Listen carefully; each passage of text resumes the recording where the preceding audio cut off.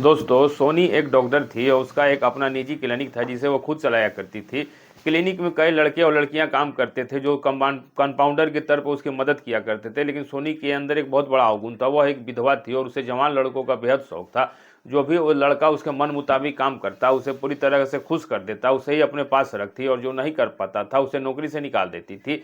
इसलिए हर कोई लड़का जल्दी से काम करने के लिए तैयार ही नहीं होता था, और हो भी जाता तो इसके करतूतों को देखकर लड़के रुकते नहीं थे, क्योंकि दोस्तों उसके शारीरिक संबंध बनाने की जो इच्छा थी वो खत्म नहीं होती थी। और जब वो लड़कों को अपने घर ले जाती थी तो उनके साथ पूरी रात हैवानियत करती थी। दोस्तों उसकी खूबसूरती इतनी बेहतरीन थी कि कुछ कहने लायक नहीं थी। वो बेहद खूबसूरत महिला थी। दोस्तों आखिरकार सोनी को एक ऐसा लड़का मिल ही जाता है, और कमाल की बात ये थी कि वह लड़का भी बिल्कुल ऐसा ही था जैसा कि लेडीज डॉक्टर खुद थी, यानी कि वह भी उतना ही ठरकी और शौकीन निकला। इसके बाद दोस्तों जब सोनी उसे पहले ही दिन अपने घर लेके जाती है और वहाँ उसके साथ जो कुछ भी होता है वह उसके कल्पना से परे था, क्योंकि उस लड़के ने पहले ही दिन ऐसा काम कर दिया जिसकी उम्मीद और कल्पना सोनी ने अपने जीवन काल में नहीं किया था कि मुझे भी कोई ऐसा आदमी मिल सकता है।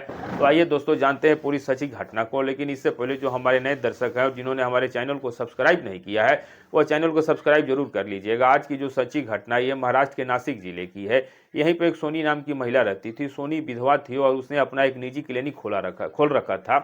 वहीं पे मरीजों को देखती थी, इलाज करती थी और उसी से अपना गुजर बसर कर रही थी। इसके कोई भी संतान नहीं था। पति के जाने के बाद उसने अपना जीवन अकेले ही बिताने की सोची, और उसने सोचा कि जिंदगी में पति से जो कुछ पाना था वो पैसे के दम पर भी पा सकती है। लेकिन दोस्तों सोनी के अंदर एक बहुत बड़ा ऐब था। वह ऐब यह था कि सोनू को लड़कों का बहुत शौक था। इसे हर रोज नया लड़का चाहिए था, और लड़का ऐसा होना चाहिए जो इसके मन मुताबिक काम करे और फिर उसे एक ऐसी खुशी दे जिससे कि इसका मन खुश हो जाए। और जो लड़का इसके मन मुताबिक काम नहीं कर पाता था उसको ये जो है हटा दिया करती थी। और इसके अंदर एक खासियत ये थी कि बाहर से कोई लड़का नहीं बल्कि जो इसके यहाँ लड़का काम करते थे उससे ही अपने घर लेके आती थी और उन्हीं के साथ ये सब कुछ करती थी। और जो लड़का उसके यहाँ काम करता था और उसके मुताबिक अगर उसका पर्सनल काम रात को नहीं कर पाता था तो सोनी निकाल देती थी और कहती थी कि तुम्हारे बस का कुछ नहीं है। अब दोस्तों उसके अंदर एक और खासियत थी। जब भी वह किसी लड़के से कुछ संबंध बना सकती थी, और दोस्तों वह कुछ भी कर सकती थी, किसी भी साथ कुछ भी करने में परहेज नहीं था। इतनी खूबसूरत थी कि शरीर के हर एक अंग को भगवान ने इतने खूबसूरती से बनाया था कि जो भी देखता था देखता ही रह जाता था। चाहे मरीज हो या डॉक्टर, जो भी देखता सबकी कल्पना यही होती कि काश यार ये कितनी खूबसूरत है, एक अवसर इसके साथ मिल जाता तो रात क्या होती। और कभी कभी जो मरीज आते थे दिखाने के लिए वो भी सोचने लगते थे, बेशक वो मरीज होते थे लेकिन इतना खूबसूरत थी कि अंग अंग सुंदरता से परिपूर्ण था। दोस्तों इसके यहाँ एक लड़का काम करता है, और जब लड़का छोड़ के भाग जाता है तो इसको लगता है कि यार लड़का कोई आएगा ही नहीं, क्योंकि यहाँ से करीब 20 लड़के पहले ही भाग चुके थे। इसके यहाँ एक लड़का अपना रिज्यूम लेके आता है। लड़का जो था 12वीं में पढ़ाई कर रहा था। नाम उसका दीपेंद्र होता है। उम्र तकरीबन 20 साल के आसपास होगी। घर का गरीब लड़का था। 4 बहनें थी और भाई सबसे बड़ा था। पिता थे नहीं और माँ विधवा थी, तो घर का खर्च किसी न किसी चलाने की जिम्मेदारी दीपेंद्र के ऊपर ही आ जाती है। दीपेंद्र काम ढूंढते ढूंढते बहुत ज़्यादा थक जाता है, उसे कोई काम नहीं मिलता है। तो एक दिन वह किसी को बताता है, कोई उसे बताता है कि क्लिनिक है वहाँ पे जाओ, वहाँ पे कंपाउंडर की आवश्यकता है और एक प्लस पॉइंट तुम्हारे लिए ये रहेगा कि तुम साइंस से पढ़ रहे हो, तो साइंस में क्लिनिक जाओगे तो तुम और कुछ सीख जाओगे और आने समय में कुछ नहीं होगा, तो क्लिनिक खोल के तुम अपने परिवार को अच्छे से जीवन यापन कर सकते हो। अब दोस्तों इस लालच में दीपेंद्र उस क्लिनिक पे अपना रिज्यूम लेके जाता है इंटरव्यू के लिए। सबसे पहले सोनी उसको अपने केबिन में बुलाती है और बुलाने के बाद ऊपर से नीचे तक उसे देखती है, क्योंकि उसका मेन काम अपनी आवश्यकता को पूरा करना था, ना कि क्लिनिक में काम करना। वो देखती है कि दीपेंद्र खूबसूरत हट्टा कट्टा नौजवान था। 20 साल उम्र रही होगी, एकदम यंग था, और वह दीपेंद्र को देखती है तो दीपेंद्र को पसंद कर लेती है और वह कहती है कि रुको मैं तुम्हारा इंटरव्यू लेती हूँ। 5 मिनट के बाद सोनी अपने केबिन में आती है, और आने के बाद दोस्तों और फिर उससे पूछती है क्या करते हो, कितना पढ़े हो, तो वह कहता है कि मैडम मैं 12वीं में हूँ, अभी पढ़ाई कर ही रहा हूँ। सारी जो अपनी स्थिति थी वो परिवार की बताता है। तो कहीं ना कहीं सोनी के दिमाग में एक बात बैठ जाती है कि इसको पैसे की सख्त आवश्यकता है, और हो सकता है कि अगर ये मेरे काम में परफेक्ट हो गया तो इसका भी समय बदल जाएगा और साथ ही साथ मेरी आवश्यकताएं भी पूर्ति होती रहेंगी। अब दोस्तों सोनी उसको रख लेती है और वह उसे कहती है कि ज़्यादा पेमेंट तो नहीं मिलेगी, 10,000 रुपये मिलेंगे। तो वह लड़का कहता है ठीक है मैडम, इतना ही मेरे लिए फ़िलहाल बहुत है, साथ ही साथ मुझे पढ़ाई का भी अवसर मिल जाएगा। तो वह कहती है देखो मेरी एक शर्त है, और शर्त यह है कि तुम्हें मैं अपने घर पे रखूंगी, और तुम्हें अपने घर जाने की कोई आवश्यकता नहीं है। मेरे यहाँ खाना पीना सब मिलेगी, और तुम चाहो तो मेरे घर पे रह के पढ़ सकते हो, लेकिन मैं तुम्हें अपने घर नहीं जाने दूंगी। और रात में तुम्हें मेरे घर पे कुछ काम नहीं करना, बस मेरे घर पे सोना है, क्योंकि मेरे घर पे कोई है नहीं। तो दीपेंद्र सोचता है कि अपने घर पे भी सोना है और यहाँ भी सोना है, तो क्या दिक्कत है। दीपेंद्र कहता है ठीक है मैडम, मैं काम के लिए बिल्कुल तैयार हूँ। वह कहती है ठीक है, अब कहती है तुम कल से आ जाना। दीपेंद्र हंसी खुशी चला जाता है, अपने घर पहुंचता है, सारे लोगों को बताता है कि मुझे नौकरी मिल गई है, और अपनी माँ से बताता है कि मुझे जिस क्लिनिक में काम मिला है मुझे वहीं पर रहना भी होगा और बीच बीच में हफ्ते दिन में आता रहूंगा। माँ उसकी कहती है ठीक है बेटा, जहाँ भी रहना लेकिन सावधान रहना, कभी कोई गलत काम मत करना। उसे वो सारी चीज़ें समझाती है। वो कहता है ठीक है माँ, मैं ऐसा कोई गलत काम नहीं करूंगा जिससे कि मुझे या आप पर कोई परेशानी भविष्य में आए। अब अगले दिन सुबह हो जाती है। दीपेंद्र नहा धोआ करके क्लिनिक की तरफ जाता है। क्लिनिक पहुंचता है और लगभग 10 बजे के आसपास वो क्लिनिक पहुंच जाता है। क्लिनिक खुलती है। सोनी जो थी वो क्लिनिक पर ही होती है। सोनी अक्सर फैशनेबल ड्रेसेस पहनती थी, साड़ी वगैरह बहुत कम पहनती थी। ज़्यादातर वो ऐसे ड्रेस पहनती थी जिससे कि मॉडल ड्रेस, जैसे कि लोग उससे देख के उसकी तरफ आकर्षित हो, और लोग भी यही चाहते थे कि लोग उसकी ओर आकर्षित हो और जो उसके प्रति आकर्षित हो जाए वह उसकी आवश्यकता को पूरा करे, और उसके मन मुताबिक काम नहीं हुआ तो जो उसके साथ होता था वो उसे मारती भी थी। दीपेंद्र अपने काम के लिए पहुंच जाता है, और जैसे पहुंचता है तो सोनी पूछती है आ गए, तो बोलता है हाँ मैडम आ गया। वह बोलती है ठीक है, तुम मेरे साथ रहो, जो मैं बताती हूँ जो मैं दवा कहती हूँ वो देते रहना। अब पूरा दिन दोस्तों ये सब तो सारा क्लिनिक का काम होता है, यही सब सिलसिला चलता है। तो अब रात को लगभग 7 बजे का समय हो जाता है। तो जो सोनी थी वह कहती है कि 8 बजे हमारी क्लिनिक बंद हो जाएगी, तो सारे सामान को अच्छे से रख दो। 8 बजे वो अपनी क्लिनिक बंद कर देती है। उसके बाद दोस्तों रात 8 बज जाता है। उसके बाद वो अपनी दुकान को बंद करके सोनी दीपेंद्र से कहती है कि मेरा बैग उठाओ, गाड़ी में रखो और घर चलो। दीपेंद्र दोस्तों उसका सामान उठाता है, बैग वगैरह गाड़ी में रख देता है, और फिर उसके बाद जाके वह गाड़ी के पीछे वाली सीट पर बैठ जाता है। सोनी उसे पीछे बैठे देख के कहती है पीछे क्यों बैठे हो, आगे आओ। वो आगे आगे बैठ जाता है। उसके बाद दोस्तों गाड़ी स्टार्ट होती है। दोनों निकल जाते हैं अपने क्लिनिक से अपने घर की ओर। रास्ते में 5 किलोमीटर दूर एक वाइन शॉप होती है, तो वहीं पे सोनी गाड़ी खड़ा करती है और कहती है जा करके वहाँ से 2 बोतल, जो भी उसका पसंद का होता है, वो लड़का जाता है वहाँ से 2 बोतल शराब लेके आता है। उसके बाद दोनों गाड़ी में बैठते हैं, घर की ओर चल पड़ते हैं। घर पहुंचने पर सामने एक आलीशान बंगला, जो कि इसी का था, वो घर इसी का था। 1 नंबर का घर, वीआईपी महल सा था। घर पे कोई नहीं था, चाबी वगैरह सब इसी के पास थी। वो पूरे घर में अकेले यही रहती थी। दोनों घर में प्रवेश करते हैं तो घर की लाइट जब ऑन होता है तो वह इतना खूबसूरत नज़ारा होता है कि दीपेंद्र ने अपने जीवन में ऐसा घर नहीं देखा था। वो देखता है तो देखते दंग रह जाता है, और वह कहता है कि मैडम अब घर कितना खूबसूरत है और आप इस घर में अकेली कैसे रहती हैं। तो वह बोलती है कि घर भी तो खूबसूरत है, क्या मैं खूबसूरत नहीं हूँ। तो वह कहता है मैडम आप तो घर से भी ज़्यादा खूबसूरत है। ये सुन के सोनी को अच्छा लगा था। अब दीपेंद्र ने जो रियलिटी थी वही कहा, वाकई में वो बहुत खूबसूरत थी।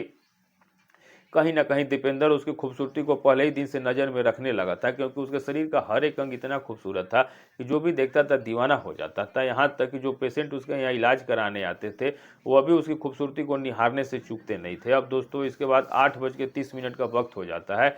सोनी दीपेंद्र से कहती है कि तुम सोफे पे बैठो। पूरे घर में बड़ी बड़ी फर्स्ट क्लास एसी लगी हुई थी। वह एसी ऑन कर देती है और मुस्कुराते हुए कहती है कि मैं फ्रेश होके आती हूँ। दीपेंद्र कहता है ठीक है मैडम। उसके बाद सोनी अपने बाथरूम में चली जाती है, नहा के निकलती है तो उसने एक अजीब सा ड्रेस पहन रखा था। उसे देख के दीपेंद्र की आंखें चौनरिया जाती हैं और वह सोचता है कि जो मैडम अभी पूरे कपड़े में थी, अपने पूरे बदन को ढके हुए था, अब उनके शरीर को देख के मैं खुद को संभाल नहीं पा रहा हूँ। मेरी अंदर की भावनाएं इतनी उबाल मार रही हैं कि आज मेरे जीवन का लगता है कि सबसे बड़ा मौका है।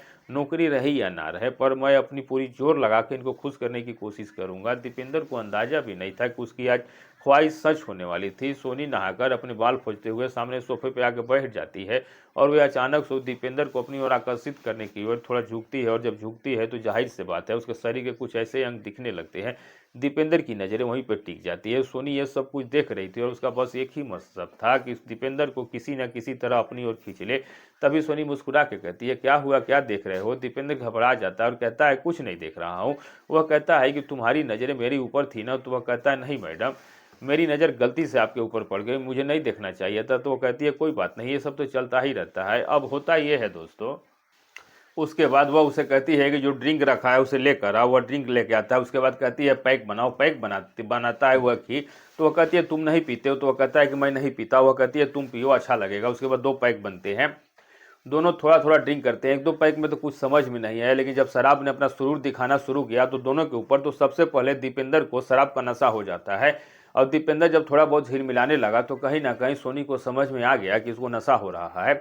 सोनी ताबड़तोड़ 3-4 पैक ले लेती है और 10 मिनट के बाद सोनी को भी नशा हो जाती है। सोनी भी झूमने लगती है। फिर वह जाती है अपना होम थिएटर ऑन कर देती है और उसके बाद खूब अच्छे तरीके से वो डांस करना शुरू कर देती है। वो नज़ारा देख के दीपेंद्र का नशा झट से उतर जाता है और उसके ऊपर दूसरा नशा सवार हो जाता है। एक ऐसा नशा जो उसे कहां से कहां तक ले जाने वाला था, एक ऐसा नशा जो शराब के नशे से कई गुना ज़्यादा घातक था उसके लिए।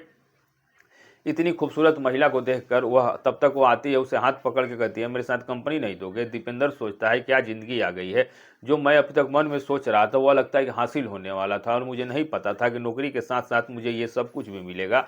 दोनों एक दूसरे के साथ डांस करते हैं और जब डांस करते करते दोनों एक दूसरे को जब स्पर्श करते हैं तो कहीं ना कहीं दीपेंद्र की जो भावना थी रिश्ते बनाने की वो बढ़ने लगती है और सोनी का जो मन था वो भी मचलने लगता है। तब तक सोनी उससे कहती है कि अभी थोड़ा सा काम है, चलो एक और पैक लेते हैं। जो लड़का ड्रिंक नहीं करता था वो भी हाँ कर देता है और फिर जाता है, पैक बनाता है और खूब जा करके जम करके दारू पीते हैं। उसके बाद दोनों को इतना ज़्यादा नशा हो जाता है कि दोनों अपना होश खो बैठते हैं। उसके बाद सोनी उससे कहती है कि आगे का क्या प्रोग्राम है, तो वह कहता है कि जो आपकी इच्छा है, आज मैं आपका हूँ, जो आपकी इच्छा वो सब कर सकती हैं। तो सोनी कहती है कि मैं भी तो यही चाहती हूँ कि जो कोई मेरे साथ रहे वो मेरा बन के रहे और मैं भी उसी की बन के रहूँगी। हम दोनों लोग आज़ाद हैं और आज़ादी के साथ हम लोग ज़िंदगी जिए और कोई किसी के काम के लिए टोके ना, जो जैसा चाहे वैसा काम करे एक दूसरे के साथ, जिससे कि मन को एक ऐसी शांति मिले जो कि मन को तन को पूरा ठंडक पहुंचा दे। दोस्तों सोनी उसको अपने बेडरूम में ले जाती है, दरवाज़ा बंद कर देती है। एसी जो थी चल रही थी, पूरा कमरा ठंडा था। अब जैसे ही सोनी अपने कमरे में पहुंचती है तब दीपेंद्र से कहती है कि अब तुम किस बात का इंतजार कर रहे हो, क्या तुम्हें अलग से निमंत्रण देना पड़ेगा। अब सोनी खुद सामने आती है और उसके बदन से कपड़े हटाने लगती है। अब नज़ारा इतना अद्भुत और भयानक हो गया था कि जो लड़का आज पहले दिन नौकरी पे आया था उसे इस बात का आभास पहले से बिल्कुल नहीं था कि नौकरी के साथ उसे ये सब कुछ भी मिलेगा। दोस्तों वो अंदर से काफ़ी उत्साहित था लेकिन अंदर अंदर डरने लगता है और जब सोनी उसे इशारे करती है अपनी तरफ बुलाने की तो कहता है कि मैडम मैं आपसे एक बात कहना चाहता हूँ। तो वह बोलती है कि बोलो। तो वह कहता है कि ऐसा ना हो कि आप मुझे काम से निकाल दे। तो वह कहती है कि देखो मेरी एक शर्त है, अगर तुम मेरा पसंदीदा काम करते हो यानी कि तुम मेरे मन मुताबिक काम करते हो, खुश रखते हो, तो तुम्हारी नौकरी पक्की है और तुझे इतनी पैसे मिलेंगे कि तेरी गरीबी दूर हो जाएगी। पैसा का चिंता मत करो, मेरे पास बहुत पैसा है और मैं पैसे का क्या करूँगी, मेरे पास बहुत पैसा है। और तुम ये बात और जान लो कि तुम पहले लड़के नहीं हो, तुमसे पहले 20-25 लड़के आए और काम करके भागे और मैं सबके साथ ऐसा ही करती हूँ। जो मुझे खुश नहीं रख पाता है मैं उसे भगा देती हूँ। और जब यह बात दीपेंद्र सुनता है तो घबरा जाता है कि कहीं पता नहीं मैं कर पाऊंगा या नहीं कर पाऊंगा। अब वो कहता है मैडम पता नहीं मैं कर पाऊँ या ना कर पाऊँ, क्या मुझे भी भगा दोगी। तो वह कहती है कि ये मेरा रूल है, जो मेरे हिसाब से काम नहीं करता मैं उसे भगा देती हूँ। तब दीपेंद्र कहता है कि मैडम एक काम कीजिए, आप मुझे 2 दिन का समय दीजिए, मुझे पहले से पता नहीं था और अगर मैं 2 दिन के बाद आपको ऐसा परफॉर्मेंस दूंगा कि आप ज़िंदगी भर याद रखिएगा। तो वह कहती है आखिर ऐसा क्या करोगे तुम परसों। तो वह कहता है कि आपको परसों का परसों पता चलेगा, लेकिन फिर भी मैं आज अपना पूरी कोशिश और 100% देने का प्रयास करूंगा। उसके बाद दोनों के बीच सब कुछ होता है और 1 घंटा करीब रिश्ता बनता है। दोनों इस चीज़ को करने से पहले वो सब कुछ करते हैं और उसके बाद दोनों उस पल को खूब आनंद से जीते हैं। कहीं ना कहीं अपना 100% देने के प्रयास में दीपेंद्र अपनी पूरी ताकत झोंक देता है और जो उसकी ताकत होती है वो उसका पूरा इस्तेमाल करता है और लगभग 1-2 घंटे के खेल में कहीं ना कहीं दोस्तों सोनी को बहुत अच्छा लगा था और सोनी को अच्छा फील हुआ था। और उससे कहती है कि जब शांत हो जाता है तो कहती है कुछ भी हो जाए परफॉर्मेंस तो अच्छी थी। वो कहता है कि मेरी नौकरी पक्की तो है ना।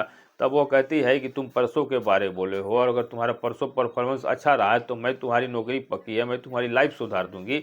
अब दोस्तों खाना पीना खाकर दोनों एक ही बिस्तर पर सो जाते हैं और अगले दिन जब सुबह होती है तो दोनों हंसी खुशी नहा धोआ के क्लिनिक जाते हैं, मौज मस्ती करते हैं, कार में बैठ के जाते हैं। अब जो सोनी अभी तक उसकी जो मैडम थी वो दोनों गर्लफ्रेंड बॉयफ्रेंड की तरह हो जाते हैं और वह कभी सोनी को छूता तो कभी सोनी उसे टच करती।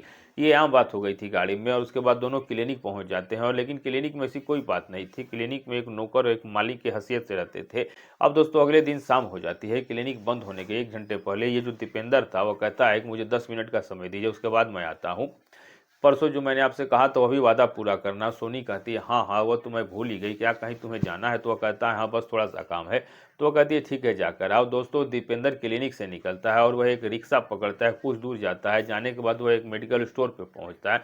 वहाँ से वह कुछ दवाइयाँ लेता है और दवाई लेने के बाद वापस आ जाता है। आने के बाद सोनी उससे पूछती है काम हो गया तुम्हारा। तो वह कहता है हाँ मैडम काम हो गया, बस अब आपका काम बाकी है और ईश्वर चाहेगा तो आज आपको आपके काम में बहुत ज़्यादा मजा आएगा। उसके बाद दोस्तों क्लिनिक बंद हो जाती है। 8 बजे के समय क्लिनिक बंद होने के बाद वही रूटीन, रास्ते में 2 बोतल दारू लेना, घर पहुंचते हैं जो डेली का रूटीन होता है, नहा धोआ के ड्रिंक वगैरह पीना। वह साउंड सिस्टम यानी संगीत सुनने की वो काफ़ी शौकीन थी। और वैसे ही संगीत सुनती थी, वैसे ही संगीत सुनती है। सेम वही प्रक्रिया कल परसों वाली चल रही थी। दोनों जो थे बेधड़क ड्रिंक किए जा रहे थे। अब जो लड़का अभी तक ड्रिंक नहीं करता था, वह एक बोतल के बाद दूसरी बोतल भी खोल देता है और उसे भी ड्रिंक करने से कोई झिझक नहीं था। उसे भी इस चीज़ का कोई असर नहीं पड़ रहा था और अब दोनों का समय आ जाता वही पल एक दूसरे के साथ बिताने का। तभी दीपेंद्र कहता है कि मुझे आधे घंटे का और समय दीजिए। दीपेंद्र कुछ टैबलेट निकालता है और वह चुपके से खा लेता है और खाने के बाद कहता है कि आज मैं ड्रिंक नहीं करूँगा। तो वह कहता है कि नहीं, मैं आज ड्रिंक नहीं करूँगा, आप अकेले ड्रिंक कीजिए। अब दोस्तों होता ये है, बाकी मज़ा देने की गारंटी मेरी पूरी है। उसके बाद दीपेंद्र टेबलेट निकाल के खा लेता है और खाने के बाद जब दोनों के बीच सब कुछ होने की स्थिति आती है तो दीपेंद्र कहता है कि आज मेरी एक और शर्त। वह कहती है क्या? तो वह कहता है कि आज मैं जहाँ जैसे चाहूँगा वैसे सब कुछ करूँगा, किसी चीज़ के लिए आप मना नहीं करोगी। तो वह कहती है कि मैंने तुम्हें कब मना किया है? मैं तो तुम्हें पहले ही बोल के रखी हूँ कि मैं हर चीज़ की शौकीन ही, कहीं कुछ भी करो। उसके बाद दोस्तों दीपेंद्र जो है धीरे धीरे करके जब तैयार हो जाता है पूरे तरीके से और जोश में आ जाता है, उसके बाद इसके साथ शुरू होता है एक ऐसा खेल। और जब ये खेल शुरू होता है तो लगभग 5 मिनट तक तो कुछ नहीं होता, लेकिन 5 मिनट के बाद जब दीपेंद्र फुल जोश में आता है और उसके बाद जब सोनी के मुंह से ऐसी ऐसी आवाज़ें आती हैं जो सोनी आज तक पहले कभी सोचा भी नहीं था, ना उसके मुंह से कभी निकला था, लेकिन वह था कि उसे छोड़ने को तैयार नहीं था। और वह कहता है कि आज मैं नहीं छोड़ूंगा क्योंकि आज मेरी ज़िंदगी का सवाल है और तुम मुझे नौकरी से निकाल दोगी, ऐसा मैं होने नहीं दूंगी। पता नहीं आखिर वह ऐसा कौन दवाई खा के आया था कि 1 घंटा तक उसके साथ खेलते रहता है। सोनी जो एसी के कमरे में थी वो पसीने से भीग गई थी और वह बार बार उसे हटा रही थी, पीछे ढकेल रही थी। और दोस्तों ये हवा की तरह ये सब कुछ करते करते जब दोनों को भी सब कुछ हो जाता है तो सोनी मानो बेसुध सी हो गई थी और ये थक हार करके बिस्तर पर लेट जाता है। लगभग 1 घंटे के बाद जब दोनों बिल्कुल ही नॉर्मल हो जाते हैं तब दोस्तों सोनी कहती है कि आखिर एक बात बता, तू आज क्या लेकर आया था? तू तो आज पूरा ही राक्षस बन गया था। मेरे ज़िंदगी में बहुत सारे लड़के हैं और कल तुमने कोई ऐसी हरकत नहीं की, तो आज तुमने ऐसा क्या किया?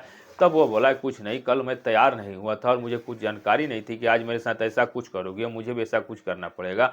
नहीं तो मैं कल ही आपको ऐसा परफॉर्मेंस देता जैसा आज दिया। आपको परफॉर्मेंस कैसी लगी? सोनी कहती है कि तूने तो यार रुला दिया, आज तक तुम कोई भी मर्द मुझे रुला नहीं पाया और तू पहला ऐसा लड़का है। कुछ तो बात है तेरे अंदर। वो उसकी दीवानी हो जाती है और उसके बाद यहीं से इनका ये सिलसिला चल पड़ता है और सोनी उसके ऊपर काफ़ी ज़्यादा खुश है जी। तो रोज़ का ये काम हो जाता है। अब रोज़ सोनी उससे बहुत ज़्यादा खुश रहती थी। दोस्तों लगभग 1 महीने के आसपास ये खेल चलता है। सोनी बहुत ज़्यादा खुश हो जाती थी और इसे पैसे भी देती थी। अब दीपेंद्र को भी सोनी से प्यार हो जाता है। एक दिन दोनों बेड पर ही थे, तभी सोनी से दीपेंद्र कहता है कि मैं सच बताऊं तो तुमसे प्यार करने लगा हूं। बेशक तुम मेरे से उम्र में 15 साल बड़ी हो, लेकिन मुझे लगता है कि तुम्हें से शादी कर लेनी चाहिए। अब दोस्तों सोनी जब ये बात सुनती है तो कहीं ना कहीं सोनी दीपेंद्र के काम से काफ़ी ज़्यादा खुश भी थी और उसको इसके अलावा चाहिए भी क्या था? उसके आगे पीछे कोई नहीं था, ना पति था ना बच्चे था। पूरी की पूरी संपत्ति किसी काम की नहीं थी और वो ऐशो आराम की ज़िंदगी जी रही थी और उसने सोचा कि चलो अगर ये सब कुछ कर ही रहा है तो इसके साथ शादी करने में क्या बुराई है। फिलहाल दोस्तों वो कोई उत्तर या प्रत्युत्तर नहीं देती है, लेकिन यह बात अपने मन में विचार लेती है और 1 हफ्ते 10 दिन के बाद दीपेंद्र से कहती है ये काम करो, तुम अपना आधार कार्ड दो। वो उसका आधार कार्ड लेती है और फिर इसके बाद ये पहुंच जाती है कोर्ट में और कोर्ट में जाकर उनको सारी बात बताती है कि मुझे अपने प्रेमी से लव मैरिज करनी है। वकील जो था वह सारा कागज़ तैयार करता है और कहता है कि ठीक है, जिसके साथ आपको ब्याह करना है कल लेके आइएगा, फ़ोटो वगैरह सब कुछ आपको दे दिया जाएगा। उसके बाद शाम का समय होता है। दोनों के साथ वही काम, फिर खेल चल ही रहा था। तभी दोस्तों वह कहती है कि मैं तुम्हें एक सरप्राइज़ देना चाहती हूँ। दीपेंद्र कहता है वो कौन सी सरप्राइज़ है? तब वह कहती है कल तुम मेरे साथ चलना, मैं तुम्हें बताती हूँ। दीपेंद्र को लगा जैसे उसकी नौकरी जाने वाली है। वो डर जाता है और कहता है कि कोई ऐसी सरप्राइज मत दे देना जो कि मेरे और मेरे परिवार पे संकट आ जाए। तब वो कहती है तेरे संकट के बादल कट गए, तूने बहुत परेशानी उठा लिया, अब तेरा वक्त आ गया कुछ बनने का। उसे बात से थोड़ी तसल्ली हो जाती है। बात को पूरा नहीं बताती है और अगले दिन 10 बजे के आसपास वो क्लिनिक को बंद कर देती है और पहुंच जाती है सीधा कोर्ट में। कोर्ट में जज के सामने जाती है और दोस्तों दोनों वहीं पर एक दूसरे के साथ कोर्ट मैरिज कर लेते हैं। उसका सरप्राइज देख के वो काफ़ी ज़्यादा खुश हो जाता है, लेकिन अंदर ही अंदर डर रहा होता है कि वो माँ को क्या जवाब देगा कि वो एक विधवा डॉक्टर से शादी कर लिया है, कोर्ट मैरिज किया है। वो अंदर ही अंदर डर भी रहा होता है और वो सोनी से कहता है कि आखिर मैं कैसे माँ से बताऊंगा कि मैंने तुमसे शादी कर लिया है? क्या कहेगी वो मेरे बारे में या फिर तुम्हारे बारे में? वो तो कहेगी कि तुम नौकरी करने गए थे या क्या करके आ गए। तो वो कहती है तुम इसकी चिंता छोड़ दो, देखो मैं क्या करती हूँ।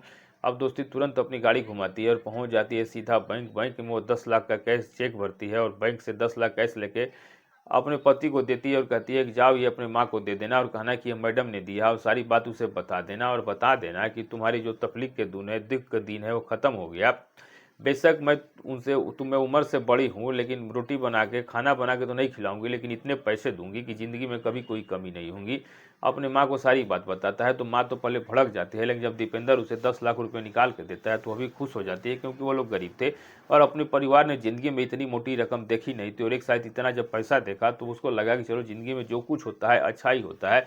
और इसके साथ ऐसे ही पता नहीं कोई शादी करता ही या नहीं करता, जो कुछ हुआ अच्छा ही हुआ, लेकिन वो उसे सचेत करती है और कहती है जो कुछ भी करना सावधानी और सतर्कता से करना, समय ठीक नहीं चल रहा, कब उसकी नीयत बदल जाए, कब मानसिकता बदल जाए, कुछ भी हो सकता है। दीपेंद्र कहता है मैं इतना बुड़बक नहीं हूँ, कोर्ट मैरिज किया है, कोई ऐसा वैसा शादी नहीं किया हूँ, वो भी नहीं वो कर सकती और मैं अपने साथ सब कुछ हैंडल कर लूँगा, तुम परेशान मत होना। उसके बाद दीपेंद्र सोनी साथ रहने लगते हैं। दोस्तों, इस घटना को सुनाने का मेरा मकसद किसी का दिल दुखाना नहीं, किसी को आहत करना नहीं, सिर्फ आपको जागरूक और सचेत करना है। तो आप इस कहानी के बारे में क्या राय रखते हैं? क्या दीपेंद्र ने सोनी से शादी करके सही किया था? कमेंट करके ज़रूर बताइएगा। और दोस्तों, आप ये वीडियो जहाँ से भी देख रहे हैं, अपना और अपनी सिटी का नाम जरूर लिखिएगा। मिलेंगे ऐसे ही किसी सच्ची घटना के साथ, तब तक के लिए दोस्तों नमस्कार।